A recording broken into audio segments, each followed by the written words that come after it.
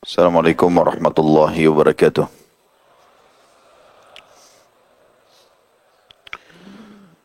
Alhamdulillah, selalu saja lisan kita memuji Sang Pencipta Allah. Sebagai seorang Muslim, kita sangat yakin dengan kalimat tauhid, la ilaha illallah, la ma'buda bihaqqin illallah. Tidak ada Tuhan, pencipta, pemilik, penguasa, semua yang di langit, semua yang di bumi dan semua yang di kedalaman lautan, terjangkau atau tidak terjangkau oleh mata kita kecuali Allah. Allah adalah zat yang maha kuat, maha adil, maha bijaksana, amat luas rahmatnya bagi orang yang beriman dan juga amat keras siksanya bagi orang yang membangkang dan kufur. Dia telah memudahkan kita agar seluruh kebutuhan kita di muka bumi ini terpenuhi, menikmati apa yang ada dan bersyukur atau berterima kasih. Dan kalimat syukur ini diringkas dari satu atau dalam sebuah kalimat, yaitu Alhamdulillah. Tentunya kita panjatkan salawat dan taslim, salam hormat kita kepada manusia yang telah ditunjuk langsung oleh Allah untuk membawa kepada kita hukum halal haramnya. Satu-satunya utusan Allah yang diutus untuk seluruh alam semesta. Dan mengucapkan salam hormat kepadanya sekali akan dibalas oleh Allah dengan 10 kali tambahan rahmat. Maka jadilah orang yang selalu memuji dan memuja Allah, Alhamdulillah, selalu mengucapkan salawat dan taslim kepada Nabi besar Muhammad sallallahu wa ala alihi wa sahbihi wasallam. Melanjutkan kajian rutin kita sebulan sekali, bedah buku Mukhtasar Minhajul Qasidin yang ditulis oleh Imam Ibnu Qudamah Al-Maqdisi. Penulis rahimahullah Ibnu Qudamah Al-Maqdisi, beliau menulis pasal setelah itu, dan ini yang kita sudah sebarkan di flyer, judulnya ilmu yang terpuji dan ilmu yang tercerah, macam-macam dan juga hukum-hukumnya. Saya membaca sepintas pasal ini, saya temukan bahasan ini sangat dalam sebenarnya, walaupun mungkin bagi sebagian orang kalau belum terbiasa membaca kitab, mereka menganggap ini bahasannya perlu nggak sih? Gitu. Di sini beliau dalam sekali menjelaskan tentang definisi ilmu itu. Kemudian apa yang dimaksud, dimulai dengan apa yang dimaksud bahwa saya menuntut ilmu itu kewajiban bagi setiap muslim. Diangkat riwayat Anas bin Malik radhiyallahu anhu dari Nabi SAW, beliau bersabda, "Talabul ilmi faridatun ala kulli muslim." Mencari ilmu adalah kewajiban atas setiap muslim. Hadis ini dinyatakan sahih dengan karena banyak sekali dukungannya, diantaranya disebutkan oleh Syekh Albani dalam Sahih Al-Jami' di nomor 3913 dan juga 3914, dan umumnya diriwayatkan oleh Imam Ahmad tentunya. Para fuqaha berkata yang dimaksud dengan hadis ini adalah ilmu fikih, karena dengannya yang halal dan haram diketahui. Para ahli tafsir dan ahli hadis berkata, ia adalah ilmu Al-Quran dan As-Sunnah, karena keduanya adalah kunci semua ilmu. Orang-orang sufi ada juga yang mengatakan bahwasanya ilmu yang dimaksud ini adalah ilmu ikhlas dan penyakit-penyakit hati. Dan masih banyak lagi pendapat-pendapat yang tidak satupun darinya bisa diterima, kata beliau. Subhanallah, selama ini mungkin yang kita fahami, faridah wajib bagi setiap muslim adalah ilmu agama saja secara umum. Ternyata beliau atau ilmu Al-Quran dan Sunnah atau ilmu fikih ataupun ada orang mengatakan ilmu ikhlas. Tapi di sini beliau punya pendapat sendiri. Beliau mengatakan yang sahih adalah ilmu muamalat atau interaksi antara hamba dengan Tuhannya. Jadi maknanya lebih luas. Muamal yang dibebankan kepada hamba terbagi menjadi 3. Ada i'tikad, bagaimana memunculkan keyakinan tentang keberadaan Allah sehingga muncullah perasaan khawatir kalau kita melanggar dimanapun kita berada karena Allah sedang mengawasi dari atas langit sana. Dan juga muncul semangat yang besar, ya, walaupun kita sedang sendirian beribadah kepada Allah karena kita yakin Dia juga sedang melihat dan akan membalasnya. Nah, ini yang paling mendasar yang dimaksud dengan ilmu itu, ilmu muamalat yang beliau katakan. Yang kedua adalah melaksanakan apa yang diperintahkan di dalam syariat itu dan juga meninggalkan apa yang dilarang. Kata beliau, bila seorang anak menginjak dewasa, maka kewajiban pertama adalah mempelajari 2 kalimat syahadat, memahami maknanya. Sekalipun hal itu belum diraih melalui kajian dan pendalilan. Maksudnya adalah harusnya diajarkan tentang syahadat. Siapa itu Allah, siapa itu Nabi Muhammad SAW, dimulai daripada anak-anak kecil. Walaupun dia belum faham dalilnya. Karena Nabi SAW sudah mencukupkan atau menerima pembenaran keimanan dari orang-orang pedalaman yang kasar, maksudnya orang Badui. Tanpa mereka harus mempelajari dalil. Karena hal itu adalah kewajiban berkaitan dengan waktu. Kemudian wajib atasnya mengkaji dan berdalil. Jadi yang pertama adalah sampaikan saja. Mereka setelah itu akan faham, oh ternyata ini yang dimaksud dengan ilmu agama ini. Lalu mereka dimudahkan atau termudahkan untuk mengamalkan. Nanti setelah itu baru disampaikan dalil-dalil, dalam arti kata dalil supaya dia hafal dan dia juga bisa mengajarkan kepada orang lain. Beliau rincikan misal, bila waktu sholat telah tiba, maka setiap orang wajib mempelajari tahala dan sholat. Atau tahara itu maksudnya bab kesucian ya. Bagaimana membersihkan diri dari kencing, dari buang air besar, dari keluar angin. Ya.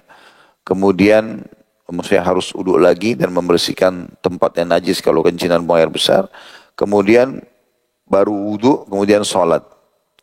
Bila dia hidup sampai pada bulan Ramadan, maka dia wajib mempelajari puasa. Bila dia mempunyai harta dan sudah berputar 1 tahun, maka dia harus mempelajari zakat. Bila waktu haji tiba dan dia termasuk mampu, maka dia wajib mempelajari manasik atau tata cara umroh dan haji. Adapun masalah-masalah yang harus ditinggalkan, maka ia sesuai dengan terbaharunya situasi dan kondisi. Karena orang buta tidak wajib mengetahui apa yang haram atasnya dalam melihatnya. Kan kita sedang membahas hadis menuntut ilmu kewajiban bagi setiap muslim. Ini maksud kewajiban ini kewajiban apa? Apakah secara umum artinya kalau orang tidak belajar berarti berdosa atau ada rincian? Maka beliau rincikan dari makna tadi kalau ilmu yang dimaksud wajib adalah ilmu muamalah. Bagaimana memunculkan keyakinan kepada Allah Subhanahu wa taala dan setelah itu muncullah pelaksanaan terhadap perintah dan peninggalan terhadap larangan. Lalu beliau rincikan, dan ilmu-ilmu ini akan menjadi wajib kapan seseorang tiba pada waktu yang dibutuhkan untuk dia mengetahuinya. Misalnya, dia sudah syahadat sekarang, baru masuk Islam di waktu duha. Sebentar lagi akan masuk waktu duhur yang wajib. Nah, menjelang waktu duhur, dia wajib mempelajari tentang sholat tersebut. Sebagaimana juga bulan Ramadan, kalau dia baru saja balik sekarang, atau baru masuk Islam, dan belum merasakan Ramadan, baru akan masuk Ramadan yang wajib buat dia. Maka di sini dia punya kewajiban, tidak bisa dia pilih untuk mempelajari puasa Ramadan. Begitu juga dengan harta. Pada saat orang miskin, dia belum wajib untuk mempelajari bab zakat. Tapi kalau dia orang kaya, menjadi wajib mempelajari bab zakat karena hanya bagi orang kaya saja dan mampu. Itu juga dengan haji. Pada saat berkumpul padanya kemampuan untuk perjalanan dan harta, maka di sini dia wajib untuk mengerjakan haji, berarti wajib juga mempelajari ilmunya. Kalau masalah-masalah yang harus ditinggalkan, maka ini sesuai dengan kondisi dan situasi. Dilihat orangnya. Kapan dia jadi wajib, kapan tidak wajib baginya. Misal contoh beliau mengatakan orang buta tidak wajib mengetahui apa yang haram atasnya dalam melihat. Misal orang buta, dia biar tidak tahu hukumnya melihat lawan jenis itu berdosa, itu enggak masalah buat dia karena memang dia dasarnya tidak bisa melihat. Tidak ada pengaruhnya dia buka matanya atau tidak, dia tidak dapat dosa di situ. Contoh saja, orang bisu tidak wajib mengetahui perkataan atas haramnya, atas perkataan yang haram atasnya, karena dia tidak bisa ngomong, gitu kan? Bila seseorang tinggal di daerah di mana khamar mewabah, minuman keras merajalela, dan sutra mulai dipakai bagi laki-laki. Nah, sutra haram bagi laki-laki, maka dia wajib mengetahui keharamannya. Tapi kalau sebaliknya pemahamannya, kalau dia ada di satu wilayah, nggak ada khamr sama sekali. Misalnya satu desa atau satu kampung itu nggak ada khamr, dan orang semua tidak ada yang minum khamr. Bahkan orang menganggap aneh kalau ada yang minum khamr misalnya. Bagi mereka asing itu. Maka di sini dia belum kena kewajiban mempelajari haramnya khamr, karena belum ada khamr di situ. Tapi kapan di situ ada khamr mewabah, maka dia harus tahu. Sebagaimana di zaman kita, kalau kita di zaman kita sekarang semuanya harus dipelajari tentunya ya. Karena semua berkumpul, ya riba, ya khamr, ya zina, semua depan mata gitu. Ya. Sampai sebagian ulama di zaman kita mengatakan, kalau seandainya menuntut ilmu itu di masa lalu ada pemisahan seperti ini, misal dia pelajari sesuai dengan apa yang dia butuhkan dan tiba waktu wajib kayak tadi, misalnya karena khamr sudah mewabah dia pelajari, ya. Maka di sini di zaman kita sekarang sudah tidak bisa lagi kita mengelak itu karena hampir semuanya sudah ada. Bahkan apa yang menjadi penyebab salah satu dari pelanggaran agama itu bisa menjadi penyebab umat sebelum kita dibinasakan, semua penyebab itu ada di zaman kita sekarang. Kaum Lut Allah hancurkan kenapa? Homoseksual. Bukankah di zaman kita merajalela? Bahkan dibela. Bahkan ada di zaman kita walaupun beda wilayah, disahkan pernikahan mereka. Ya, itu. Di Asia Tenggara kan ada. Gitu kan? Menerapkan masalah. Kita belum bicara jauh ke Eropa sama Amerika sana, sudah ada pengesahan tentang pernikahan itu. Dan ini haram yang menyebabkan umat sebelum kita binasa. Gitu kan? Kalau ada pembangkangan terhadap para rasul, ya, di zaman dulu dan membuat mereka cukup untuk hancur, seperti misalnya mereka mau menghancurkan atau membunuh, ya, unta Nabi Saleh, menolak itu. Berapa banyak orang sekarang mengolok-olok Al-Quran dan bahkan sampai membakarnya, menginjaknya dan seterusnya, gitu kan? Saya baru temukan semalam ada informasi dikirim oleh seseorang. Ada satu wadah online terbesar di wilayah Amerika, itu menjual alas WC, a'azakumullah, semoga Allah muliakan kita, tempat kloset duduk dan tempat injak itu gambar Ka'bah, Al-Quran, gambar wanita berhijab. Entah apakah mereka jahil, mereka anggap mungkin bagi umat, dia mau pangsa pasarnya umat Islam, ya, tapi tidak berpikir kalau itu tidak boleh untuk WC atau memang sengaja, gitu kan? Tapi ini contoh saja, artinya sampai pada tingkat mukjizat Al-Quran diolok-olok, itu sudah cukup misalnya. Belum lagi Nabi Syuaib di mana kaumnya curang dalam timbangan. Bukankah sekarang semua ada masalah ini? Ya itu sudah cukup satu pelanggaran itu membuat dulu mereka dibinasakan. Di zaman kita ini semuanya ada. Apa yang tersisa gitu. Ya. Berapa banyak negara-negara yang Allah binasakan. Saya kemarin mampir waktu tur dakwah di Eropa, sempat mampir di Roma. Terus ada satu teman kita dari Sulawesi kebetulan yang dampingi saya mahasiswa. Saya belum engah kalau kota Pompei itu di situ. Kata dekat, kalau salah 1 jam naik mobil. Kota Pompei ini kota yang sampai sekarang ilmuwan-ilmuwan barat pun bingung gitu. Karena mereka menemukan manusia yang membatu dan kelihatan sekali wajah mereka itu seperti orang yang memang hancur dibinasakan. Yang mulutnya terbuka, yang matanya belalak gitu. Jadi itu ditemukan satu wilayah yang sangat besar gitu. Dan di situ memang terkenal adalah wilayah yang sangat bebas pergaulannya. Ya, adanya homoseksual, adanya lesbian, adanya khamr, adanya perzinahan. Bukankah di tempat kita sekarang semua ini ada? Itu Allah tinggalkan sampai sekarang bekasnya untuk jadi pelajaran. Kita sekarang malah luar biasa. Pelangnya pakai lampu terang, mengajak orang dan legal dan segala macam hal. Jadi ini sebenarnya teman-teman sekalian hal yang kita di zaman sekarang sudah punya kewajiban untuk mempelajari semua itu. Walaupun ini secara substansial beliau sebutkan kapan muncul kewajiban itu. Kata beliau, adapun i'tikad, masalah munculkan keyakinan, maka ia wajib mengetahuinya menurut bisikan hati nurani bila hatinya disergap kebimbangan dalam perkara makna yang ditunjukkan oleh dua kalimat syahadat, maka dia wajib mempelajari sampai batas yang dengannya dia bisa mengusir keraguan tersebut. Misal contoh, muncul was-was dalam hatinya. Allah ada enggak sih? Benar enggak ini ada hari kiamat? Masalah keyakinan, rukun iman kita yang 6. Masalah malaikat-malaikat, benar enggak sih ada makhluk Allah malaikat nih? Di kuburan tuh benar enggak sih gini? Nah, apa yang muncul di benaknya, di dari hati nuraninya keraguan, di situ dia punya kewajiban mempelajarinya. Dia harus tanya masalah itu, tidak boleh dia diam. Maka dia wajib mempelajari sampai batas yang dengannya dia bisa mengusir keraguan tersebut. Maka ini dalilnya cukup jelas. Para sahabat ridwanullahi alaihim kalau ada muncul keraguan dalam masalah keyakinan kepada Allah, mereka langsung bertanya kepada baginda Nabi alaihissalam. Langsung Nabi luruskan pada saat itu. Bila dia hidup di negeri yang bid'ah, mewabah, perbuatan ibadah yang tidak punya rujukan wahyu, maka dia wajib mengetahui kebenaran. Ya, harus dipelajari. Ya, ini benar gak ini perbuatannya? Sesuai dengan Al-Quran dan Sunnah gak? Ya. Kemudian dia tinggalkan. Bila dia saudagar di sebuah wilayah yang mana riba dipraktikkan, maka dia wajib mempelajarinya dan untuk menghindarinya. Dan seseorang juga hendaklah mempelajari iman kepada kebangkitan, surga, dan neraka.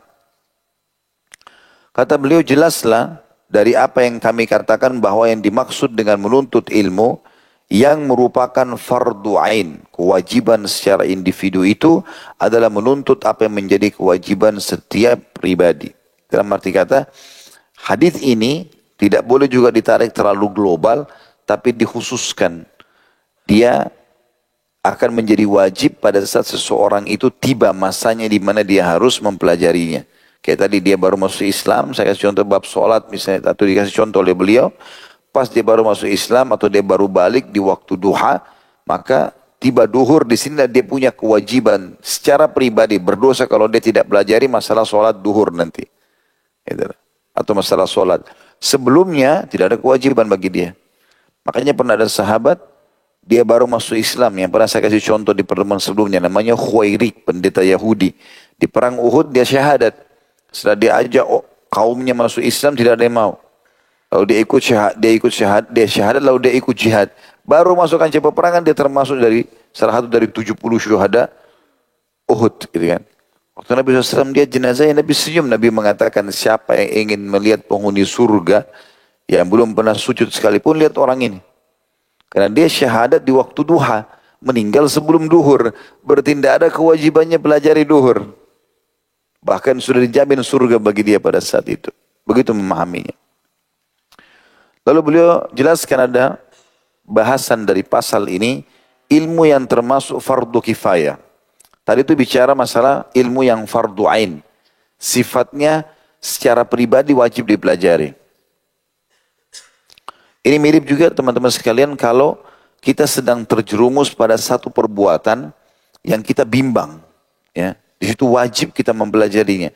Misal antum kerja di sebuah lembaga atau antum sedang bergejolak dalam hati untuk mengerjakan satu perbuatan yang antum bimbang, benar gak sih, boleh gak sih? Memang antum tidak punya ilmunya. Di saat itu antum wajib mempelajarinya sebelum mengerjakan. Tidak boleh kita mengerjakannya karena orang yang terjerumus pada hal syubhat terjerumus pada yang haram. Ya, misal dia tidak tahu hukum zina, kemudian ada kesempatan untuk berzina, tapi ada Allah gerakkan gejolak dalam hatinya untuk dia tahu. Sehingga dia harus tahu, dia belajar ini haram atau tidak. Dan pada saat dia bimbang, sudah cukup ada rasa bimbang pun dia wajib berhenti. Walaupun nanti misal ada satu perbuatan itu ternyata boleh. Misal ada makanan, dia ragu, makanan ini boleh nggak sih? Ada keraguan Allah masukkan dalam hatinya, dia tinggalkan. Walaupun nanti setelah dia tanya, dia cross check, dia sekarang tinggalkan. 2 hari lagi kemudian dia cross check, ternyata boleh makanan itu tidak ada kandungan alkoholnya misalnya. Oke, 2 hari kemudian dia boleh makan, jadi halal buat dia. Tapi pada saat sebelumnya dia harus tinggalkan. Karena di sini sudah sifat fardu ain, secara pribadi dia harus pelajari itu. Nah, dalam proses mempelajari dia harus tinggalkan. Gitu kan? Seperti itulah. Nah, ada ilmu yang sifatnya fardu kifayah. Dia wajib, tetapi gugur dari umumnya orang kalau sudah ada yang kerjakan. Contoh begini fardu kifayah.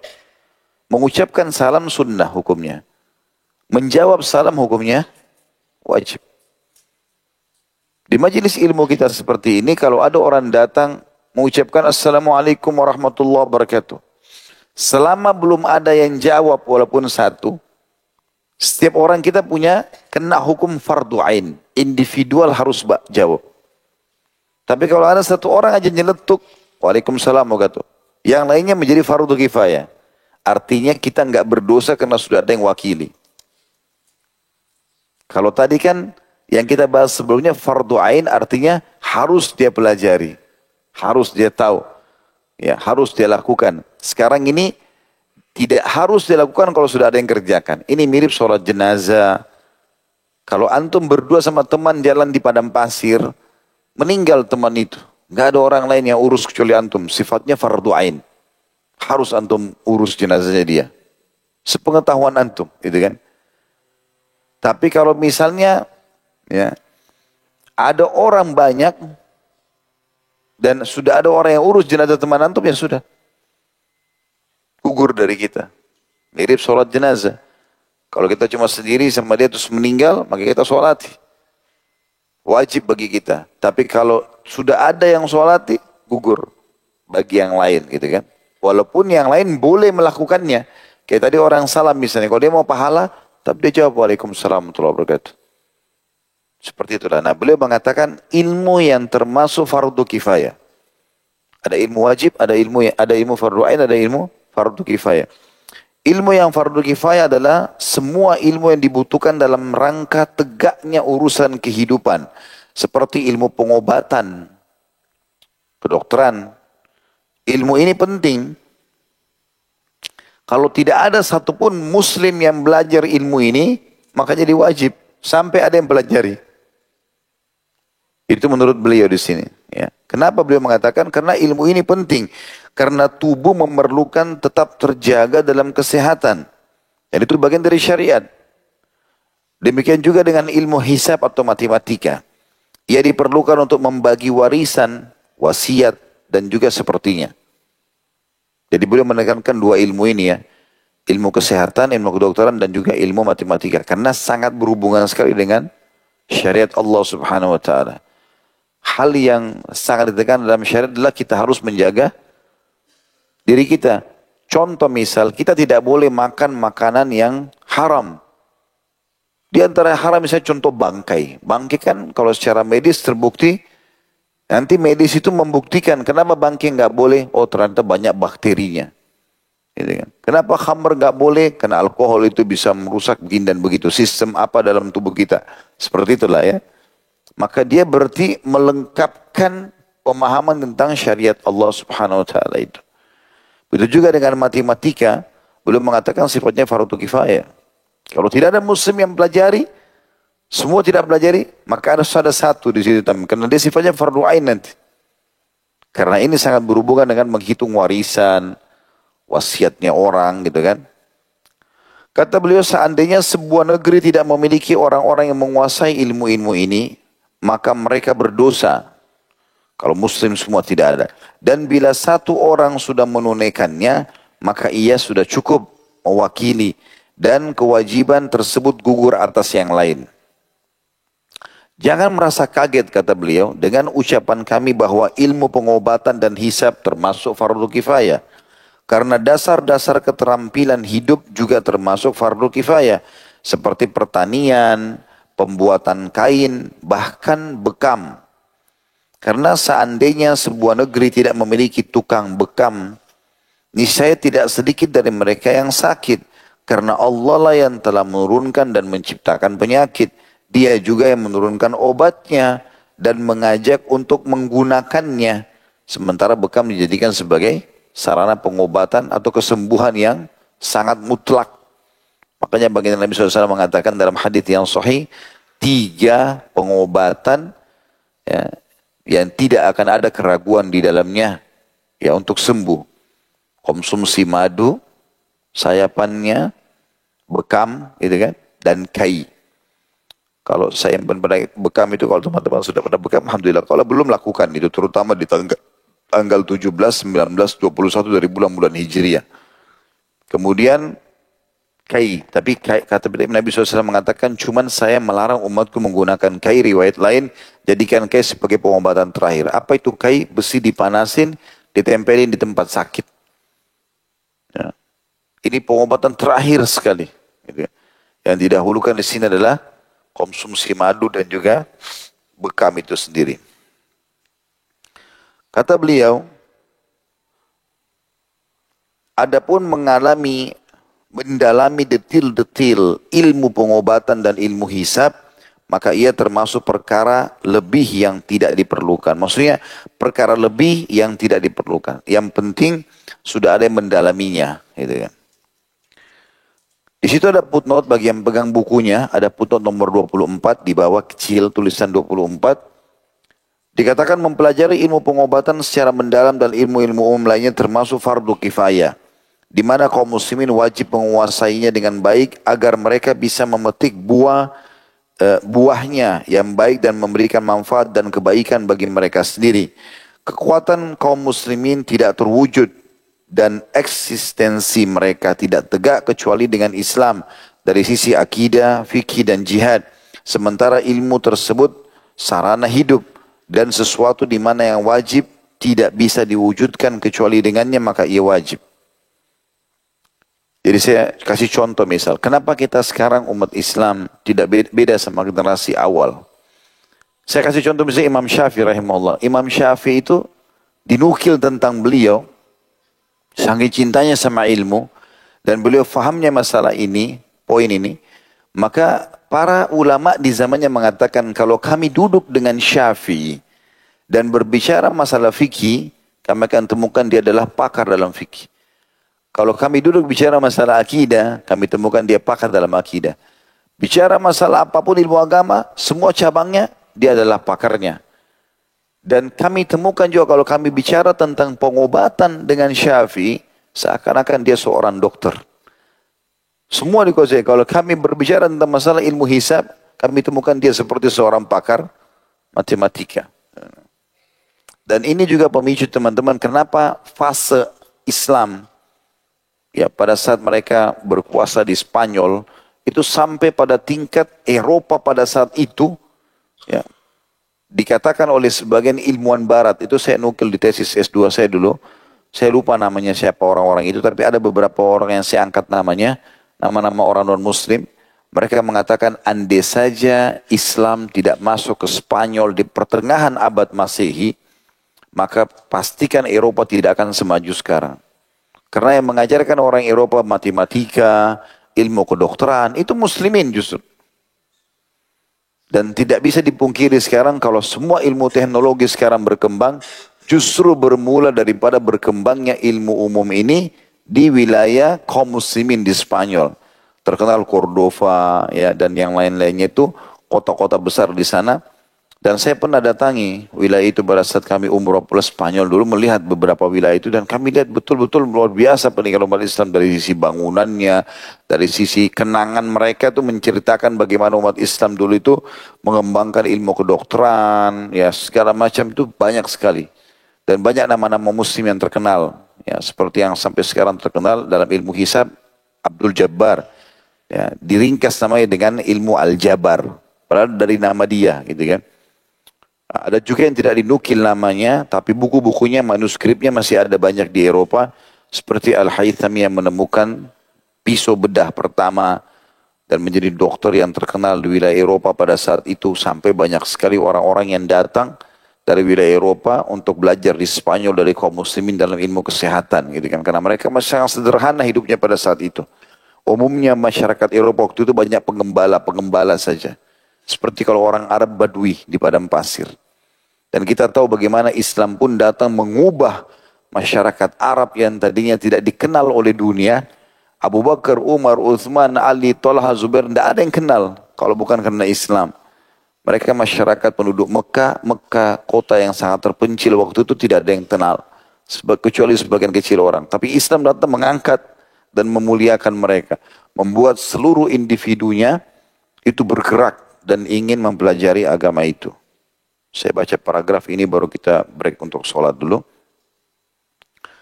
Kata beliau, sebagian ilmu termasuk ke dalam kategori mubah, seperti ilmu tentang syair yang tidak mengandung keburukan dan ilmu sejarah peristiwa. Jadi kayak misalnya antum baca koran, dengar tentang kejadian, itu mubah. Dia antum tidak pelajari pun tidak ada masalah. Gitu kan. Kalau saya pribadi memang saya sering ingatkan itu. Karena saya lihat umat Islam sekarang lagi butuh belajar agama, masih sangat dangkal pemahaman-pemahaman kita, masih banyak yang salah. Maka nggak usah sibuk dengan alam-alam ini. Apalagi kalau antum bukan ahli di bidang itu. Kayak kasus politik. Sibuk semuanya politik. Di warung kopi bicara politik. Di meja makan bicara politik. Suami istri ribut gara-gara politik. Dan bukan ahlinya. Bukan ahlinya.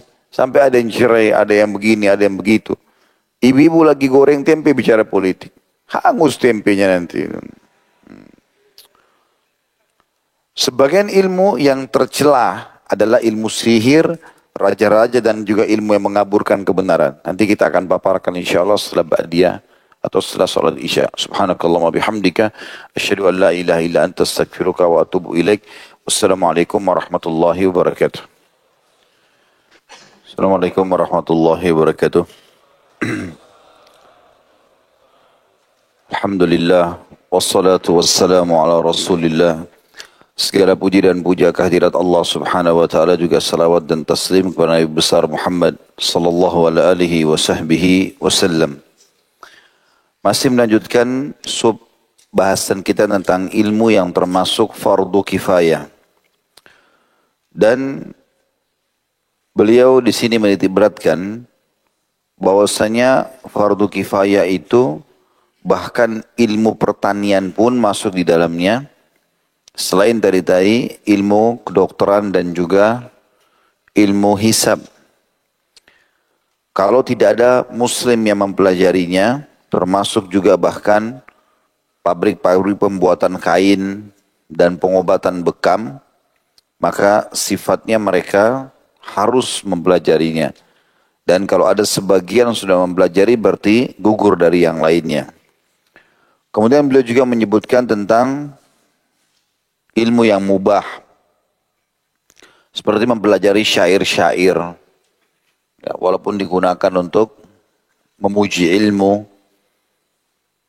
Dan juga syaratnya tidak boleh mengandung keburukan. Begitu juga dengan ilmu peristiwa. Nah, kejadian-kejadian. Apalagi tidak ada hubungannya sama sekali. Ya. Ada orang, maksudnya tidak ada hubungannya dengan masalah dalil yang benar. Di zaman sekarang banyak sekali orang mencari-cari tahu masalah peristiwa dan ternyata menjauhkan dia justru dari agama.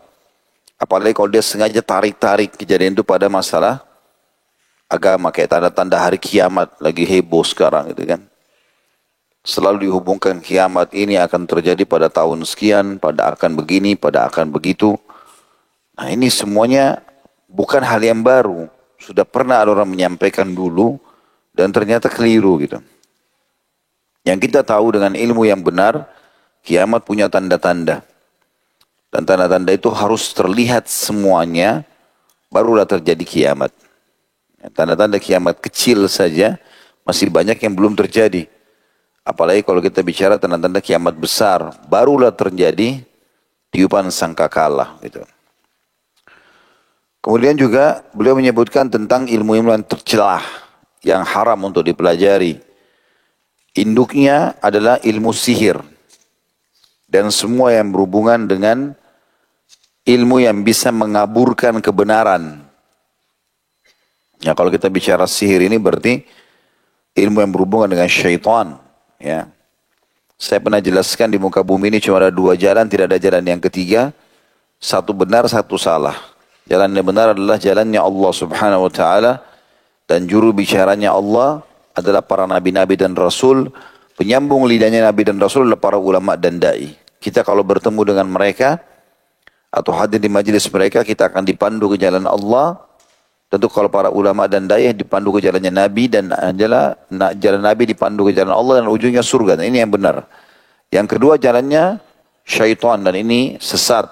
dipimpin oleh iblis. Juru bicara mereka adalah dukun, peramal, penyamun, penyihir, dan ahli maksiat. Kapan kita hadir di majelis-majelis mereka, berkumpul dengan mereka, maka kita akan dipandu ke jalan iblis dan ujungnya adalah neraka. Maka ini hukum yang haram untuk dipelajari. Walaupun cuma coba-coba. Dan semua yang berhubungan dengan sihir ini apapun sifatnya. Masuk dalamnya ramalan, terkaan. Ini sekarang kalau muncul sedikit info tentang bintang, ramalan bintang, tentang meramal tanggal lahir, melamar, menilai tangan, ya, garis-garis tangan dan segala macam hal ini semuanya harusnya dihindari tentunya. Lalu beliau berkata, adapun ilmu syar'i maka semuanya terpuji. Beda dengan ilmu-ilmu tadi, sihir dan sejenisnya. Dan ia terbagi menjadi usul dan furu'. Khusus ilmu agama terbagi menjadi usul dan furu', juga pengantar dan penyempurna. Jadi 4 hal ini kita akan coba rincikan. Usul adalah di asas kitabullah, mempelajari Al-Quran, semua yang berhubungan Al-Quran dari bacaannya, ya, kemudian makna-maknanya, hukum-hukumnya dihafal dan diamalkan. Sunnah Rasulullah SAW, kita pelajari semuanya berhubungan dengan ajaran baginda Nabi SAW, apakah itu yang sifatnya wajib ataupun sunnah itu sendiri. Ya, karena istilah sunnah, kalau yang induk adalah semua perkataan dan perbuatan juga persetujuan Nabi SAW, dikenal dengan sunnah. Kalau ini secara induk, ya. Tapi ada istilah fikih secara substansial sunnah juga. Tapi ini bukan yang dimaksud dengan makna sunnah tadi global itu. Makanya mereka berikan definisi selain wajib. Yang wajib itu kalau dikerjakan mendapat pahala, ditinggalkan dapat dosa. Kalau sunnah yang secara substansial adalah dikerjakan dapat pahala, ditinggalkan tidak berdosa. Gitu kan? Contoh kalau yang wajib, sholat wajib 5 waktu. Kalau yang sunnah, sholat sunnah. Gitu ya. Tapi yang wajib sama yang sunnah dalam istilah fikih masuk dalam globalnya sunnah Nabi SAW. Nah. Maka di sini dikatakan usul, asas agama itu adalah mempelajari kitabullah, lalu mempelajari sunnah Rasulullah SAW. Karena saya tangkap ada orang di pengajian masih bertanya itu. Kenapa ada sunnah Rasul wajib? Padahal yang dimaksud dengan sunnah Rasul adalah wajib sunnah, semua masuk dalam sunnah Rasul. Bahkan yang haram yang kita pelajari dari penyampaian Nabi SAW adalah bagian daripada sunnah karena perkataan Nabi itu. Nabi bilang jangan makan babi, jangan minum khamr. Itu juga bagian daripada sunnah global gitu kan. Jadi makna sunnah yang substansial itu bukan yang dimaksud dengan makna induknya sunnah. Jadi kalau kita bilang berpegang pada Al-Quran dan sunnah, berarti semua perkataan, perbuatan dan juga persetujuan Nabi SAW masuk dalam situ. Ijma' umat atau kesepakatan umat dan juga athar para sahabat. Makna athar adalah riwayat-riwayat tentang perbuatan para sahabat. Ya, athar itu lebih global ya. Kalau hadis ya, itu perkataan Nabi alaihissalam. Ya. Kalau athar bisa sahabat bisa juga tabi'in dari sikap-sikap dan perkataan-perkataan mereka yang bukan termasuk bagian dari perkataan Nabi SAW diistilahkan dengan athar. Nah ini semua termasuk bagian usul agama. Maksudnya adalah kita harus berlandaskan Al-Quran, sunnah, kemudian kesepakatan para ulama atau ijma' ulama dan juga athar para sahabat. Sementara furu' cabang daripada ilmu agama itu adalah yang difahami dari usul di atas dalam bentuk makna oleh akal fikiran. Di mana pemahaman ini bisa diambil dari teks atau konteks kalimat. Sebagaimana difahami dari sabda Nabi SAW misalnya, kata beliau, la yaqdil qadi wa huwa ghadban. Seorang hakim tidak boleh memutuskan hukum atau memvonis dalam keadaan marah. Hadis ini riwayat Bukhari nomor 7158, Imam Muslim 1717 dari Abu Bakar radhiyallahu anhu. Bahwa hakim juga tidak memutuskan hukum atau vonis dalam keadaan lapar, gitu kan.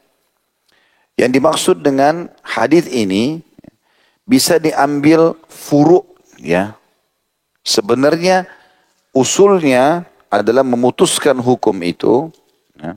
Sementara kondisi marahnya adalah cabangnya. Kondisi marahnya adalah cabangnya. Ilmu-ilmu pengantar, kan tadi dibilang ilmu syari ini semuanya terpuji dan terbagi jadi ada 4 komponennya. Usul, asas, furu, cabang, ada pengantar dan juga ada penyempurna. Kalau yang dimaksud dengan ilmu-ilmu pengantar adalah bagian yang merupakan sarana seperti ilmu nahwu dan bahasa. Ilmu nahwu ini kayak ilmu grammar kalau dalam bahasa Inggrisnya, ya, dalam bahasa mempelajari bahasa. Jadi kayak ilmu bahasanya. Ya. Ada kalau pernah belajar, ya, ada fi'il mudhari', ada fi'il amr, ada kata kerja, ya, kata benda, gitu-gitu, ya. Sifat dan seterusnya. Keduanya adalah ilmu alat bagi kitab Allah dan sunnah Rasulullah SAW. Jadi termasuk bagian yang harusnya kita pelajari dalam agama adalah belajar bahasa Arab. Karena bahasa Arab ini adalah ilmu yang mengantarkan kita lebih memahami Al-Quran dan Sunnah. Ya, walaupun di zaman sekarang Alhamdulillah sudah banyak terjemahan, kayak buku kita ini terjemahkan, gitu kan. Tapi kalau kita faham, ya, maka bahasa Arab ini akan lebih mudah kita mengaplikasikan. Contoh misal, antum lagi sholat. Kayak tadi, kita sholat maghrib isya misalnya. Imam baca ayat. Kalau yang tidak ngerti bahasa Arab, tidak faham apa yang sedang dibaca. Bisa saja dia merasa khusyuk, dia senang dengar suara atau bacaan, tapi dia tidak faham apa yang dibahas. Tadi dibahas misalnya sholat isya tentang hukum para ummahatil mu'minin, istri-istri Nabi SAW. Turun hukum pada mereka. Yang hukum-hukum ini juga ditarik kepada setiap muslimah. Kalau kita faham, kita terbawa dengan cerita itu, penyampaian, ya, wahyu itu. Bahwasanya mereka disuruh tinggal dalam rumah mereka, mereka disuruh baca belajar Al-Quran, mereka disuruh mempelajari hikmah dari Nabi SAW, gitu kan. Maka itu semua yang perlu dipelajari dari ilmu bahasa itu sendiri. Sedangkan yang keempat, ilmu-ilmu penyempurna adalah seperti ilmu qiraat. Makna qiraat ini dalam ilmu Al-Quran itu ada beragam macam bacaan. Yang wajib bagi antum adalah mempelajari bacaan Quran yang benar, gitu kan? Itu wajib. Tapi mempelajari penyempurnanya, ya, misalnya qiraatnya, ada 7 macam qiraat, ada juga beberapa qiraat yang lain. Seperti misalnya pernah dengar enggak ada Al-Quran dibaca wadduha, dibaca wadduhe, ya. Kalau kita antum ketik di YouTube ragam bacaan imam dengan qiraat, banyak muncul itu. Kalau kita dengar, maka tidak seperti ayat yang biasa kita dengar, sedikit berubah beberapa harakatnya. Maka itu namanya ilmu-ilmu qiraat. Biasanya ini dipelajari khusus orang-orang yang sudah mendalami Al-Quran. Kalau kami dulu masih kuliah di Madinah, yang pelajari ini hanya anak-anak atau teman-teman mahasiswa yang masuk di fakultas Quran dan hafal 30 juz Al-Quran.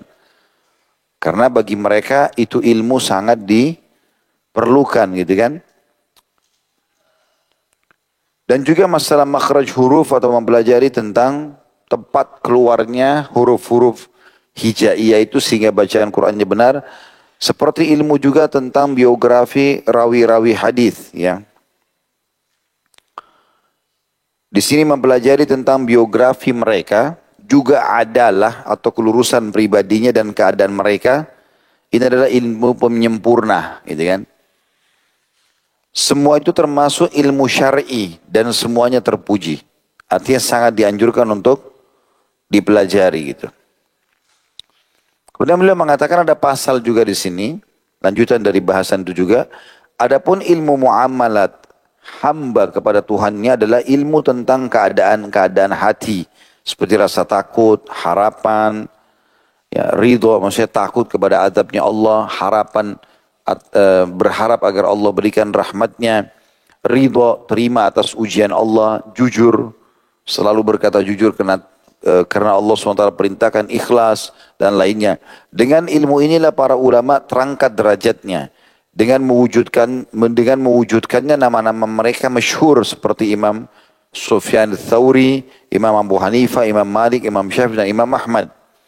Martabat orang-orang yang diberi julukan fuqaha dan ulama turun dari kedudukan-kedudukan tinggi tersebut adalah karena menyibukkan diri dengan bagian luar ilmu tanpa mengajak jiwa mereka untuk masuk ke dalam hakikatnya dan mengamalkan intisarinya.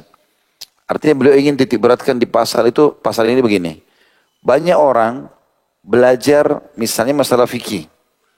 Apa itu bab tolak, bab nikah, bab li'an, ya, bab zihar. Ini dalam bahasa bab nikah ada ini. Zihar itu kayak orang bilang kepada istrinya, kau seperti ibuku. Ini kan tidak boleh. Jadi kalau orang sudah lama berumah tangga, biasa muncul kejenuhan.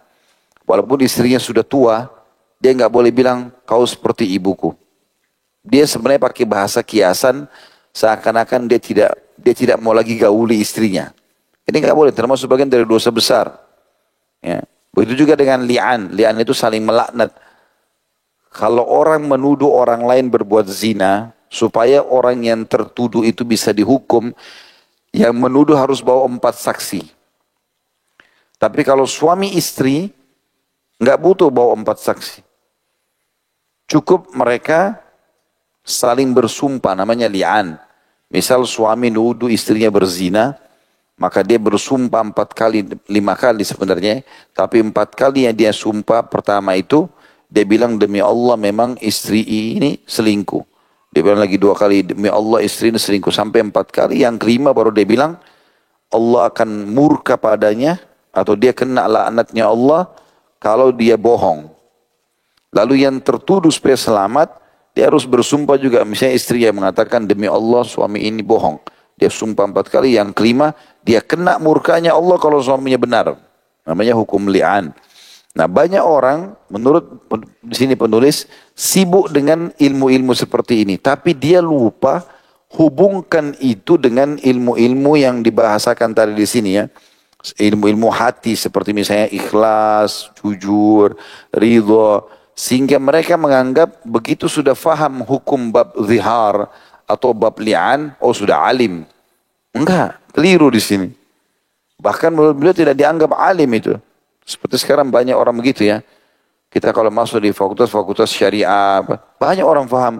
Kalau ditanya tentang masalah bab ini tahu, tapi dalam aplikasi keseharian tidak ada seperti itu.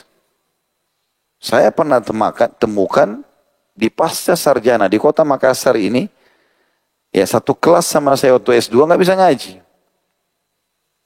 Tidak bisa baca Al-Quran. Tapi SAG julukannya, Sarjana Agama. Dan akan tamat MAG, Master Agama. Saya sampai sempat ingatkan. Saya bilang ini gak mungkin, Al-Quran saja masih ada yang salah, bagaimana ini modelnya itu. Tapi itu tidak semuanya, cuma ada. Saya tahu kan ada kan. Jadi itu unik gitu kan. Saya sempat berpikir waktu itu, ini di angkatan saya satu kelas mungkin 20-30 orang. Entah di angkatan lain bagaimana nih. Belum lagi yang terkontaminasi pemikirannya dengan masalah filsafat gitu kan. Menolak ini, menolak itu. Sampai pemikiran-pemikiran masalah Al-Quran harusnya direvisi. Ya, karena dianggap tidak sesuai dengan waktu, tidak sesuai dengan zaman sekarang. Atau dia meragukan Al-Quran, mengatakan Al-Quran tidak bicara masalah teknologi. Ini karena kedangkalan pemahaman, tidak faham. Dia nggak belajar, dia belum tahu. Kalau Al-Quran adalah sumber ilmu segalanya. Ilmu apa yang tidak ada dalam Al-Quran semuanya ada. Bahkan umat Islam berkembang dulu ilmu pengetahuan umumnya. Itu justru karena pelajari Al-Quran. Karena Allah, satu ayat saja yang Allah mengatakan, lihatlah kepada penciptaan langit. Bagaimana kami jadikan tambah tiang. Sudah cukup mewakili semua ilmu alam. Gitu kan. Itu juga Allah SWT mengatakan, berjalanlah di muka bumi. Lihatlah bagaimana akibat orang-orang yang telah durhaka kepada Allah sebelumnya. Ambil pelajaran, itu sudah cukup untuk mereka pelajari. Allah sebutkan banyak tentang hewan-hewan dalam Al-Quran, tentang tumbuh-tumbuhan, ya. Menjelaskan tentang keadaan umat-umat sebelum kita, apa yang akan terjadi akan datang, semuanya lengkap gitu. Maka ini tentu harus difahami teman-teman sekalian. Beliau mengatakan, orang ulama-ulama yang menggabungkan antara ilmu agamanya, ya, ini yang dia fahami secara hukum-hukum fikih dengan ilmu hatinya, maka itu akan terangkat derajatnya. Itu terjadi pada 4 imam. Imam Abu Hanifah, Imam Malik, Imam Syafi'i, Imam Ahmad, dan beliau menyebutkan juga Imam Thawri. Tapi ada juga kata beliau, martabat orang-orang yang diberikan julukan fuqaha dan ulama turun dari kedudukan-kedudukan tinggi tersebut adalah karena menyibukkan diri dengan bagian luar ilmu tanpa mengajak mereka untuk masuk ke dalam hakikatnya dan mengamalkan intisarinya. Anda bisa lihat seorang faqih membahas masalah zihar dan li'an. Zihar tadi saya bilang, kalau suami bilang sama istrinya, kau seperti ibuku, kan gitu. Itu tidak boleh, itu dosa besar. Ini sudah kita bahas juga di YouTube, ada kajian Imam Adz-Dzahabi rahimahullah, hukum tentang zihar ini, dosa besar. Li'an juga saya bilang tadi, saling melaknat karena menuduh pasangannya selingkuh. Begitu juga dengan masalah perlombaan dan memanah, lalu menghadirkan cabang-cabang yang memakan waktu panjang. Jadi ada beberapa bahasan yang secara substansial nggak perlu panjang-panjang dibahas. Misalnya memanah, ya sudah dalilnya ini, udah tinggal praktekin. Nggak perlu habis bertahun-tahun bahas masalah bab memanah misalnya gitu kan. Kata beliau, padahal tidak satupun masalah yang dibahasnya dibutuhkan. Di saat yang sama dia sama sekali tidak menyinggung masalah ikhlas. Tidak memperingatkan perkara riya. Padahal riya itu berarti lawan ikhlas ya. Pamer ibadah untuk makhluk. Padahal perkara ini adalah fardu ain atasnya. Mempelajari masalah ikhlas dan tidak boleh riya. Masalah akidah adalah fardu ain. Wajib setiap individu pelajari.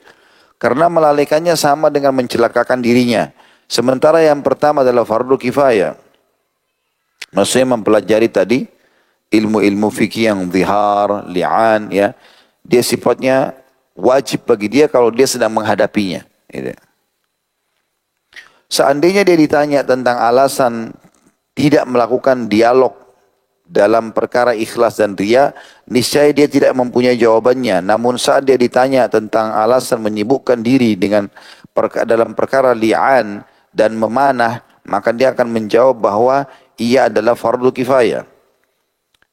Maka bisa dikatakan dia benar di poin itu adalah fardu kifayah. Namun ada satu hal yang dia tidak ketahui, yaitu bahwa ilmu hisab matematika juga fardu kifayah. Lalu mengapa dia tidak menyibukkan diri dengannya? Jika tertarik kepadanya karena sasarannya adalah riya dan sum'ah, dan ia mewujudkan dengan berdiskusi bukan dengan ilmu hisab. Maksudnya adalah dari paragraf ini beliau ingin diberatkan, kita harus bisa membedakan mana fardu ain, mana fardu kifayah dari ilmu-ilmu itu. Dan juga kita harus menghubungkan antara ilmu syar'i secara keseluruhan. Jadi tidak boleh kita pisahkan. Jangan kita cuma pelajari kulitnya saja.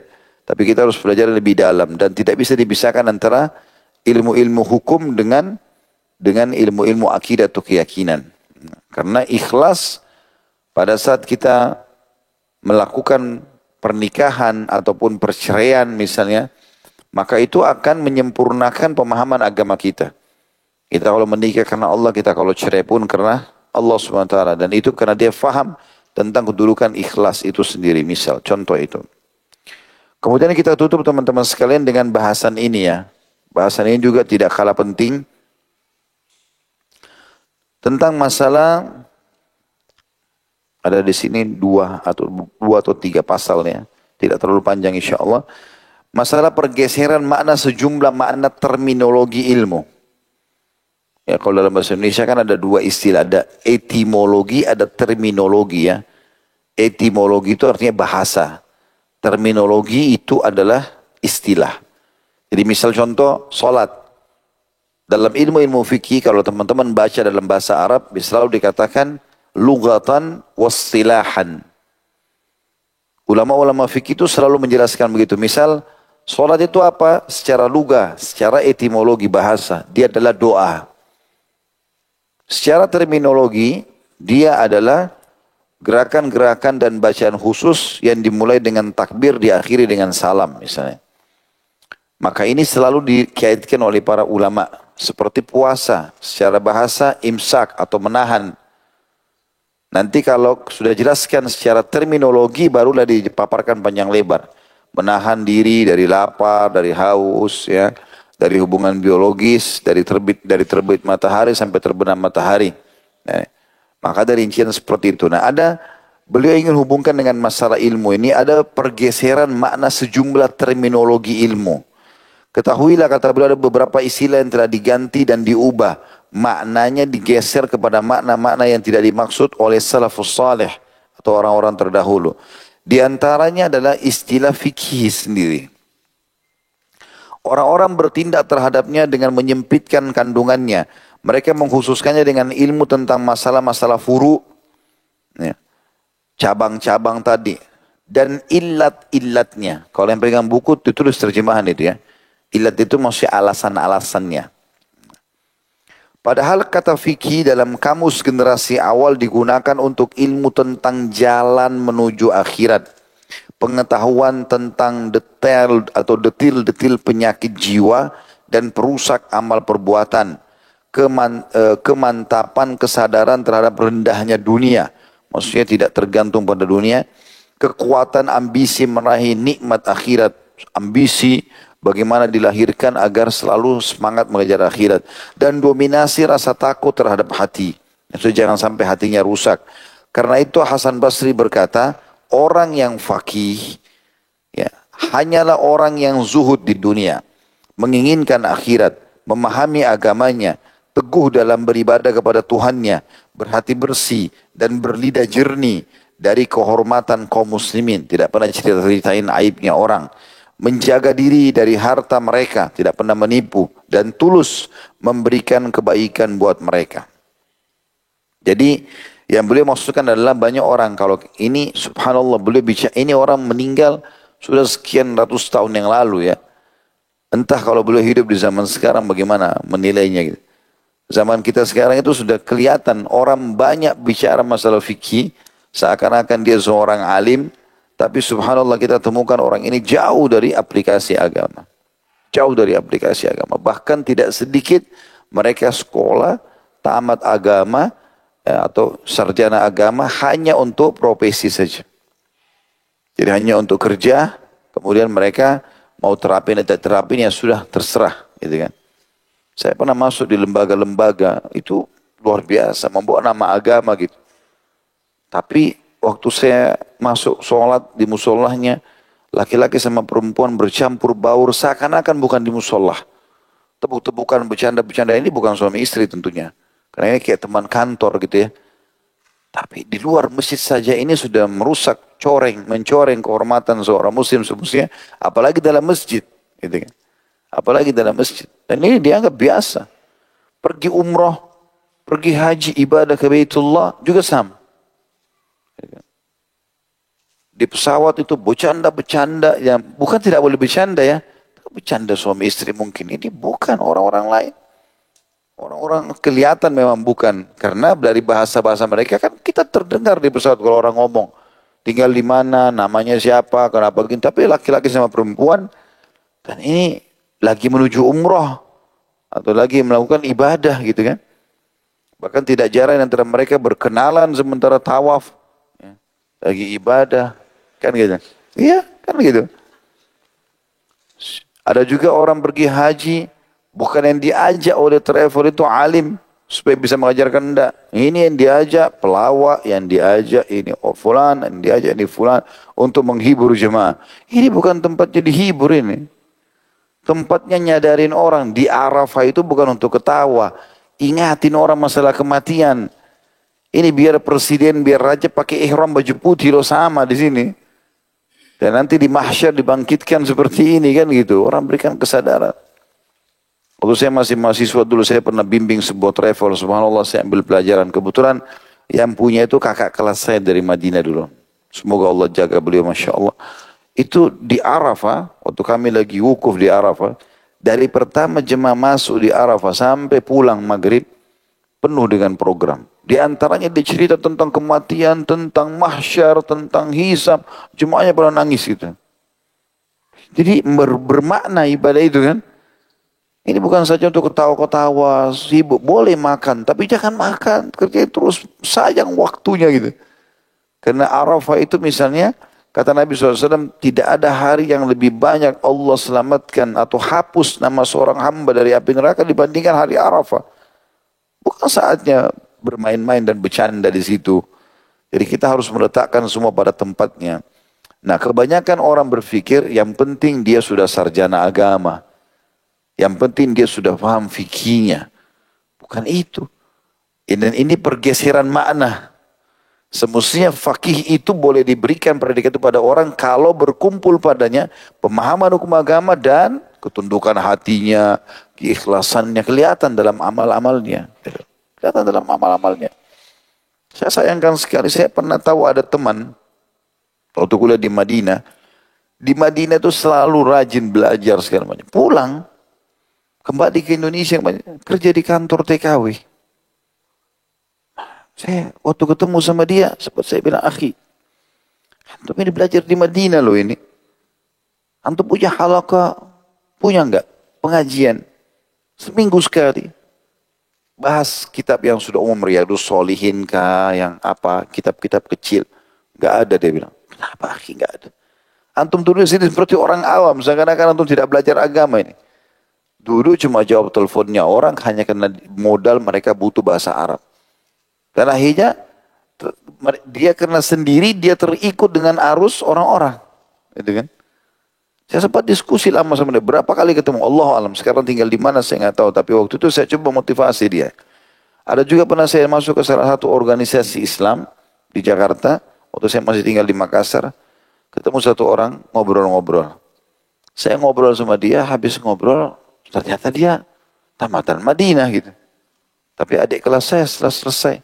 Dan saya bahas ini karena alma mater saya, dan saya tahu bagaimana sebenarnya target pemerintah Saudi membuat Jami' Islami di Madinah itu memang untuk mengkader menjadi seorang dai, kalau bisa sampai para ulama gitu kan. Karena memang betul-betul seperti itu, kita dikader untuk belajar. Kerja kita tuh cuman ke sekolah, ke masjid, ya, ke sakan atau tempat tinggal, ke Masjid Nabawi. Dan kita belajar terus. Tidak belajar, tidak lulus dikasih tiket dipulangin gitu. 2 minggu nggak masuk kelas tanpa izin, langsung dikasih tiket, paspornya dikasih di bandara, dipulangin. Masih banyak umat Islam, anak umat Islam yang mau belajar di sini. Ya, memang sangat tegas gitu kan. Tapi subhanallah saya nasihatin dia, akhi, ente punya halaqah nggak? Nggak ada. Ngajar 1 minggu 1 kali nggak juga? Nggak. Saya coba berikan dia beberapa saran, begini. Tapi alhamdulillah orang ini berbeda. Sekitar mungkin 10 tahun setelah itu mungkin. Saya ketemu, saya udah pindah di Jakarta, saya ketemu. Saya isi satu pengajian, 2 lantai masjid, saya isi di atas. Bapak-bapak ibu-ibu hadir, rupanya ada di bawah orang lagi ngajar anak-anak muda. Terus saya turun dari tangga, selesai, saya dikejar sama dia. Assalamualaikum warahmatullahi wabarakatuh. Saya jawab Waalaikumsalam. Ustaz apa kabar? Baik, alhamdulillah. Saya lihat mukanya memang saya nggak kenal, karena perubahan. Waktu saya ketemu dia di organisasi dulu tuh belum, jenggotnya masih tipis sekali. Sekarang Masya Allah lebih panjang dari saya gitu. Terus akhirnya saya si fulan Ustaz, ana si fulan. Oh ya Masya Allah, ingat saya. Terus dia bilang, jazakallah khair, nasihat antum dulu itu membuat ana jadi berpikir untuk pulang. Akhirnya ana buat pengajian. Alhamdulillah diambil manfaat berarti kan. Tapi yang pertama tadi enggak. Jadi tetap sibuk dengan ini, sayang sekali, sayang. Nah ini kadang-kadang orang mungkin menganggap orang yang tidak mengaplikasikan praktekan ilmunya faqih. Padahal sebenarnya ini maksud faqih di sini menurut Hasan Basri adalah orang faqih hanyalah orang yang zuhud di dunia. Ya, menginginkan akhirat, memahami agamanya, jadi bukan cuma paham hukum-hukum fikihnya, agamanya. Teguh dalam beribadah kepada Tuhannya. Kelihatan azan dia ke masjid, dia ibadah segala macam. Bersih hatinya, ya, atau berhati bersih. Dan berlidah jernih dari kehormatan muslimin. Gak pernah gosip-gosipin orang. Menjaga diri dari harta mereka, gak pernah nipu orang. Dan tulus memberikan kebaikan buat mereka. Penggunaan as-salaf terhadap nama fikih untuk ilmu akhirat adalah lebih dominan. Karena ia tidak mencakup perkara fatwa secara khusus. Sekalipun ia mencakupnya secara umum. Dari penghususan ini diketahui kerancuhan orang-orang yang terdorong untuk menghususkan diri di bidang ilmu fatwa secara lahir dan berpalingnya mereka dari ilmu muamalah akhirat. Saya pernah dipanggil satu kali di Jakarta, di salah satu pertemuan. Saya sangat menghormati teman saya itu, tapi dia dari salah satu ormas Islam gitu, karena saya seperti bersahabat dari dulu gitu, walaupun beliau beberapa hal tidak sefaham dengan saya. Saya anggap itu adalah udah perbedaan pendapat gitu kan. Tapi saya pernah diundang dan dia bilang, tolong Ustaz datang, kita ketemu. Baiklah. Ada saya undang beberapa orang kiai di sini untuk ketemu. Untuk apa akhi saya datang? Ya siapa tahu antum bisa berikan saran apa. Apa emang antum melihat anak layak itu? Ya enggak apa-apa datangin. Oke lah, saya datang. Duduklah kami di satu majelis, sebelahnya masjid kita. Ngobrol. Nah, mulai memecahkan beberapa masalah umat ini. Tapi mulai pada saat duduk, mungkin karena saya sudah terlanjur memahami secara teori agama dengan pemahaman tertentu, mereka juga punya pemahaman tertentu ya. Bagi saya, rokok itu sudah haram. Bagi saya, karena saya menganggap berpegang pada pendapat para ulama, semua yang mudaratnya lebih besar daripada manfaatnya, hukumnya haram. Kaidahnya begitu. Khamar itu diharamkan kenapa? Karena mudaratnya lebih besar daripada manfaatnya. Keluarlah kaidah itu disebutkan oleh para ulama. Saya berpegang pada itu. Rupanya mereka tidak berpaham seperti itu. Waktu lagi duduk di majelis, satu orang mulai keluarin bungkus rokoknya, taruh di depan. Terus mulai dia bakar rokok. Ini ruangan tertutup. Paling tidak kalau dia mau merokok dia sendiri, dan ini sedang membahas kasus agama. Paling tidak mungkin hormati orang sini, enggak. Ternyata bukan cuma dia. Yang satu lagi keluarin sana rokok. Ini rokok semua ini. Di majelis mau bahas masalah agama, saya coba diam. Tapi hidung saya sudah panas ini karena asap rokok sana sini. Saya coba bertahan, siapa tahu ada sesuatu yang bisa diberikan masukan atau apa di akhir closing acara. Tapi puncaknya azan duhur. Ini tempatnya, ruangannya, ini masjid sebelahnya. Azan duhur, saya dibisikin sama teman saya. Kita lagi pecahin masalah ini, kita akhirkan sholat duhurnya. Oh, ya. Saya bilang kalau begitu saya pamit dulu. Saya sholat dulu. Jadi tidak penting, ini lebih penting daripada ini menurut saya. Tapi menurut mereka berbeda. Tapi ini saya nggak tahu, saya bagaimana mempertemukan tentang konsep itu. Tapi saya melihat tiba-tiba terlintas di benak saya tadi untuk memberikan contoh gitu kan. Kadang-kadang ada orang mungkin dianggap secara fikih dia faham, tapi aplikasinya ini nggak ada gitu. Teman-teman, gelar-gelar, saya banyak interest sama teman-teman LC, sampai saya nasihatin. Duduk sama saya datang ke rumahnya bertamu. Setelah saya duduk sama-sama, ya, ngobrol-ngobrol lagi, nulis-nulis makalah sama-sama gitu. Azan, duhur waktu itu. Ini kasus yang lain berbeda ya. Terus saya bilang, akhi kita break dulu. Udah azan. Kita sholat. Oh ya antum fadhal sholat aja. Loh, antum gak sholat? Ana sholat di sini. Masjid di rumah, depan rumahnya. Gitu. Saya gak tahu apakah memang dianggap di situ tidak penting untuk didatangi sholat gitu kan. Kalau awam orang belum paham dalil mungkin. Menurut saya ini orang sudah paham. Tapi itu banyak, ada terjadi begitu. Tidak penting bagi mereka aplikasi. Nah, yang unik kalau orang-orang seperti ini dalam aplikasinya sudah dapat gelar faqih. Maka orang semua bertanya hukum sama dia. Padahal perhatikan di sini, makanya penting sekali disebutkan oleh beliau pergeseran makna ini. Sehingga akhirnya orang salah faham. Padahal sebenarnya faqih itu harus justru orang-orang yang sudah faham ya. Dan beliau ini subhanallah, Ibnu Qudamah al-Maqdisi rahimahullah menekankan masalah itu. Yang kedua tentang definisi ilmu. Kata ilmu dahulu digunakan untuk ilmu tentang Allah. Pokoknya kapan orang bilang belajarlah ilmu, pasti orang taunya di kaum muslimin belajar tentang Allah, ayat-ayatnya, yakni nikmat-nikmat dan perbuatan-perbuatan Allah pada hamba-hambanya. Selanjutnya orang-orang menyempitkannya dan menggunakan secara umum untuk orang yang mendebat dalam masalah-masalah fikih, walaupun yang bersangkutan bodoh di bidang tafsir dan hadis. Ya. Kemudian yang ketiga, makna tauhid. Kata ini dulunya merupakan petunjuk bagi Anda agar meyakini bahwa segala urusan adalah dari Allah sehingga Anda tidak lagi melongok kepada sebab dan sarana. Dulu salafus saleh, sahabat, tabi'in dan khususnya ini memahami kalau dikatakan orang itu bertauhid, berarti orang ini akan menerima semua keputusan Allah tanpa harus ada sebab, nggak ada sebab, enggak tahu. Pokoknya ini keputusan Allah. Turun hujan, ya sudah hujan. Berarti qaddarallah ma syaa fa'al. Kenapa turun hujan? Apa sebabnya? Cari dulu supaya dia meyakinkan dirinya. Ilmu tauhid kalau sudah tertanam dalam hati seseorang, mengisahkan Allah SWT, maka kata beliau, kata ini dulu tauhid merupakan petunjuk bagi Anda agar meyakini bahwa segala urusan adalah dari Allah. Sehingga Anda tidak lagi melongo kepada sebab dan sarana. Hal itu membuahkan tawakal dan ridho. Jadi kalau kita betul-betul tahu ini ada sebab, nggak ada sebab, nggak ada urusan. Pernah waktu lagi heboh kasus, ada malaikat datang terbang di dekat Ka'bah. Ada orang dulu di Masjid Nabawi keluarkan cahaya dari tubuhnya, gitu kan? Ditangkap oleh kamera, heboh sana sini. Sebenarnya kita teman-teman sebagai seorang muslim, terlepas dari itu benar atau tidak, ada itu enggak ada itu kita tetap yakin kok. Tapi orang tidak, seakan-akan inilah yang akhirnya bisa membuat kita yakin. Artinya kalau tidak kelihatan itu kita tidak yakin.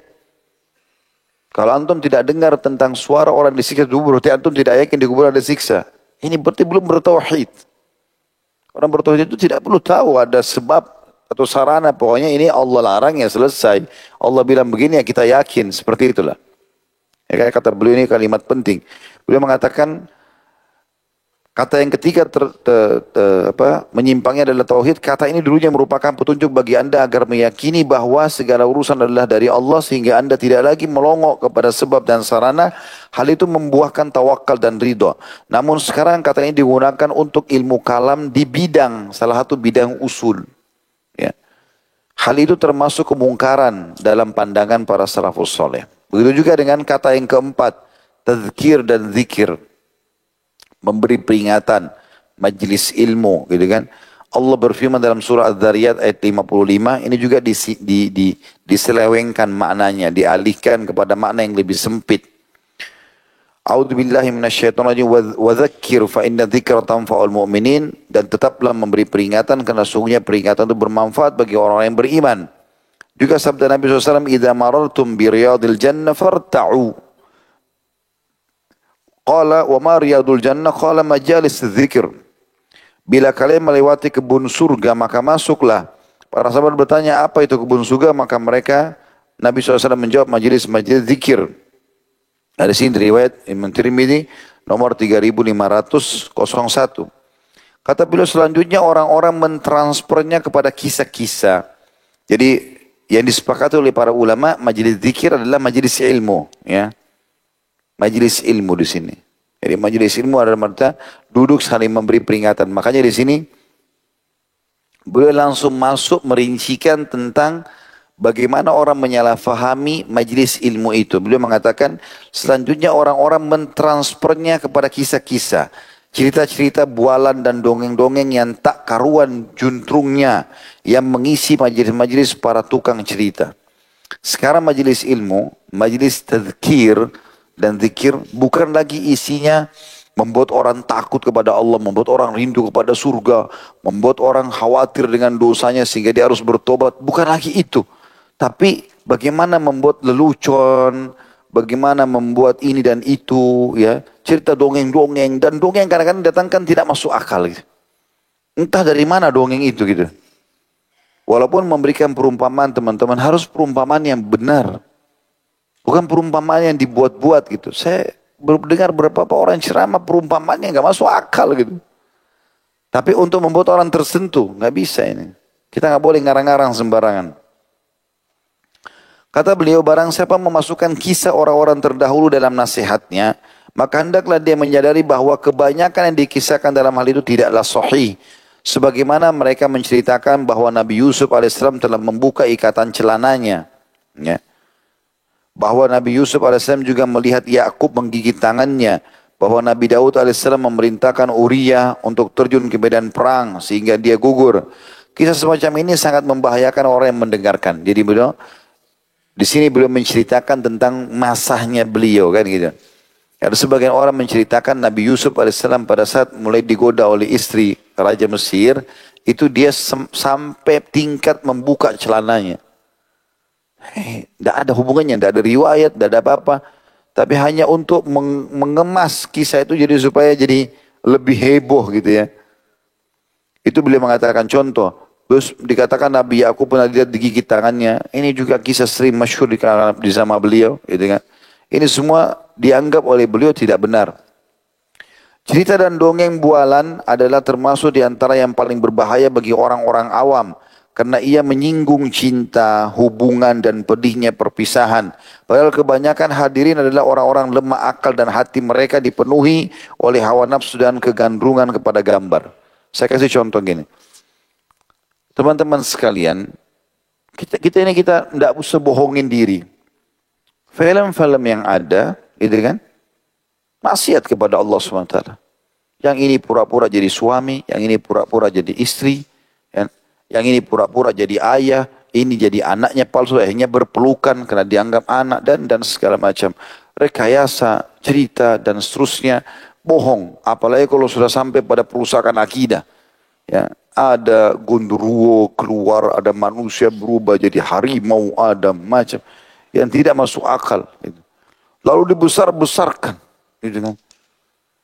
Dan kadang-kadang juga datang kisah-kisah cinta, kisah apa gitu. Uniknya ada seorang dai datang cerita itu. Seakan-akan dia memberikan dukungan. Oh, dia bicara sebenarnya dia kasih contoh. Kayak ini misalnya gitu. Tanpa dia sadar mungkin yang hadir ini banyak orang yang hatinya masih lemah. Oh, Ustadz juga sebut, berarti nggak apa-apa kita nonton. Gitu. Kan jadi bahaya sekali kan, itu contoh. Dan ini peka sekali beliau kasih gambaran tentang masalah seperti itu. Dan ini kita hubungkan dengan keadaan kita sekarang.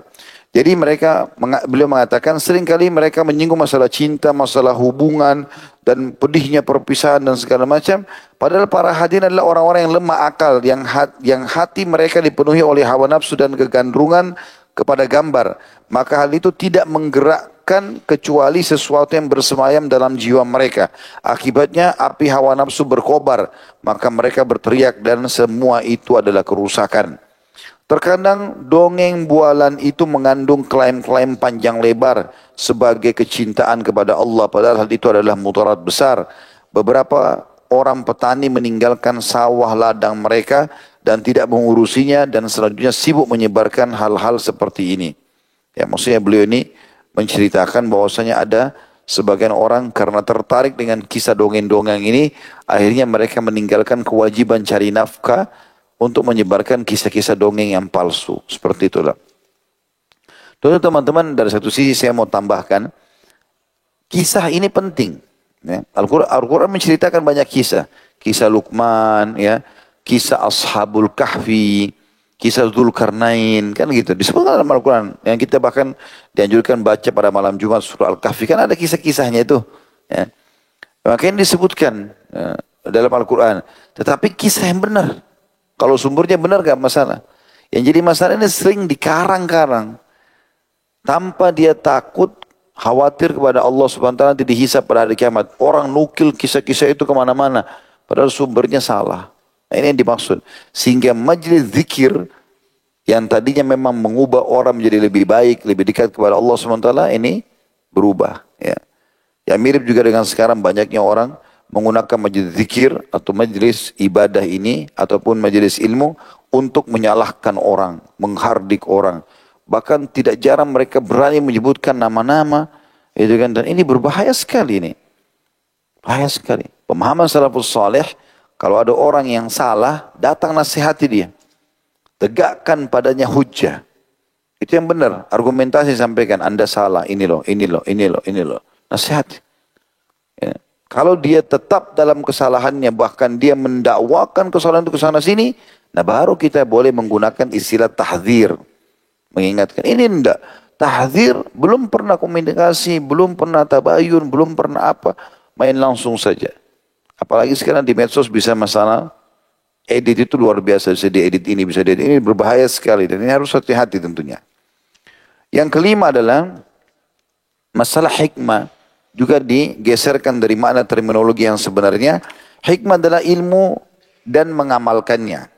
Jadi biasa kita dengar berkata seorang ahli hikmah. Kalau zaman dulu maknanya itu dalam sekali.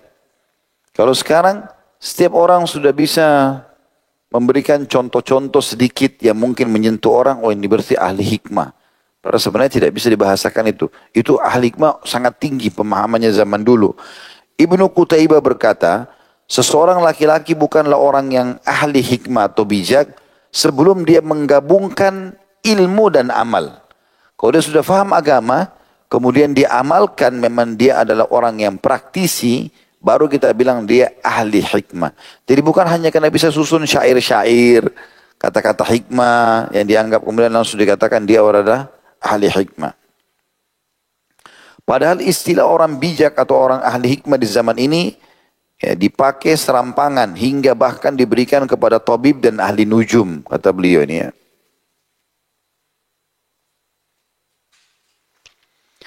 Kemudian ada pasal lagi, ya, bahasan tentang penjelasan tentang kadar yang terpuji dari ilmu-ilmu yang terpuji. Ini tinggal 2 pasal ini kita tutup insya Allah. Ini cuma 2 lembar saja. Kata beliau, ketahuilah bahwa ilmu-ilmu yang terpuji terbagi menjadi 2. Pertama, terpuji sampai puncak tertingginya. Semakin banyak, semakin lebih utama dan lebih bagus. Ilmu ini adalah ilmu tentang Allah Ta'ala. Sifat-sifat, perbuatan-perbuatan dan hikmahnya dalam menetapkan akhirat sebagai balasan dunia. Ilmu ini adalah dituntut wajib secara zat dan menjadikannya sebagai sarana kepada kebahagiaan akhirat. Ilmu ini adalah samudra yang tidak bisa dijangkau kedalamannya karena sangat dalam, dan ilmu dan orang-orang hanya berkutat pada pesisir dan pantainya, mengambil sebatas apa yang mereka mampu ambil. Jadi dari ilmu agama ya, yang lebih tinggi lagi adalah ilmu tentang Allah Subhanahu wa taala, dan ini sangat jarang. Penjelasan tentang nama-nama dan sifat-sifat Allah. Ya, Allah itu Rahim, Allah itu Wadud, Allah itu Maha Penyayang, Allah Maha Lembut, Allah Latif, Allah Qahar, ya, Maha Perkasa dan seterusnya ya. Ini semua perlu dipelajari lebih dalam ya, kemudian supaya kita bisa lebih yakin kepada Allah SWT. Makin dalam kita pelajari maka makin mulia. Yang kedua, ilmu yang tidak terpuji darinya kecuali dalam kadar tertentu, yaitu ilmu yang telah kami sebutkan, termasuk ke dalamnya fardu kifayah. Setiap ilmu darinya terdapat kadar minimal, kadar pertengahan dan kadar mendalaminya. Maka jadilah satu dari 2 orang. Orang yang menyibukkan diri dengan diri sendiri atau berkonsentrasi untuk orang lain setelah merampungkan diri sendiri. Jangan menyibukkan diri dengan sesuatu yang memperbaiki orang lain sebelum engkau memperbaiki dirimu sendiri. Sibukkanlah dirimu dalam rangka memperbaiki batinmu dan membersihkannya dari sifat-sifat tercela seperti tamak, hasad atau hasud ya, bahasa Indonesianya, riya, pamer ibadah atau ujub, berbangga-bangga dengan ibadah sebelum engkau memperbaiki lahirmu. Hal ini akan hadir insya Allah pada pembahasan 1/4 yang membinasakan. Maksudnya ada nanti bahasan khusus hal-hal yang membinasakan. Bila engkau belum mampu merampungkan semua itu, maka jangan menyibukkan diri dengan perkara-perkara fardu kifayah. Karena di kalangan masyarakat tidak sedikit orang yang sudah menunaikan bidang ini. Orang yang mencelakakan dirinya demi memperbaiki orang lain adalah orang bodoh. Seperti orang yang di dalam bajunya ada kalajengking namun dia malah sibuk mengusir lalat dari orang lain. Jadi ada orang begitu. Sibuk suruh orang ini, suruh orang. Dia sendiri tidak lakukan. Ya. Disuruh anaknya, nak sholat ya. Pergi baca Quran, pergi sana sekolah Al-Quran, dia sendiri tidak lakukan. Gitu kan. Maka seperti itu kurang lebih. Bila engkau sudah rampung membersihkan dirimu dan hal ini memerlukan nafas yang panjang, maka silakan menyibukkan diri dengan perkara-perkara fardu kifayah. Kalau sudah jelas kita pelajari ilmu agama tadi dan kita sudah mengerjakannya, pelajari dan kita sudah amalkan, barulah kita pindah ke ilmu hisab, ilmu pertanian, ilmu kedokteran tadi dan seterusnya. Tapi perhatikanlah prinsip bertahap dalam hal ini. Mulailah dengan kitab Allah, kemudian sunnah Rasulullah SAW, kemudian dengan ilmu-ilmu Al-Quran, berupa tafsir, nasikh dan mansuh. Bagi yang pegang buku nasikh itu artinya ayat-ayat atau dalil-dalil yang menghapus, dan mansuh dalil-dalil yang dihapus. Ya, itu dalam Al-Quran ada ya, ada ilmunya sendiri, mempelajari nasikh dan mansuh. Jadi ada beberapa ayat masih ditelawakan sekarang, tapi sudah terhapus secara hukum. Nah, itu harus dipelajari. Contoh misalnya tentang proses pengharaman khamr. Allah berfirman dalam Al-Quran, "A'udzubillahi minasyaitonir rajim, ya ayyuhalladzina amanu la taqrabus salata wa antum sukara hatta ta'lamu ma taqulun." Al-ayat. Hai orang beriman, janganlah kalian sholat sementara kalian mabuk sampai kalian sadar apa yang kalian ucapkan. Ayat ini masih tetap tilawahnya tapi sudah tidak berlaku hukumnya. Karena dia dinasikh atau dihapus, ya, sehingga dia menjadi ayat yang mansuh, terhapus oleh ayat yang lain dalam surah Al-Maidah ayat 90, gitu kan. Innamal khamru wal maisir wal ansab wal azlam rijsum min amali syaitan fajtanibu, ya, al-ayat.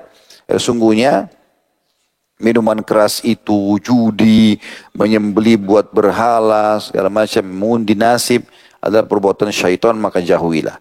Nah, ayat yang kedua adalah ayat yang nasikh atau menghapus ayat yang sebelumnya tadi.